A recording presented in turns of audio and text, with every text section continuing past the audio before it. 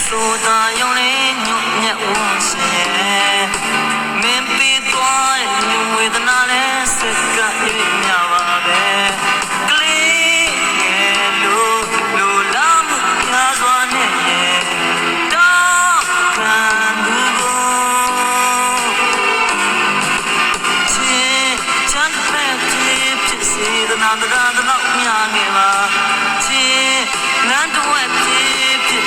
နာနိုင်တော့ပြေးနာမှာချီပန်းတော့ဖြစ်တွေ့တာနိုင်တော့ဆုံးနေပါနာနဲ့မနာပွားနဲ့မနာ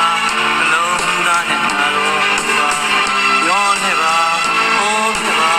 စစ်တရားဥဒ္ဓဘုရားလို့ပါဒီများစွာပိထကရှုံးတဲ့တရားတွေမှာနေလောပန်းတို့ရဲ့ကိုရှာတဲ့နဲ့တူ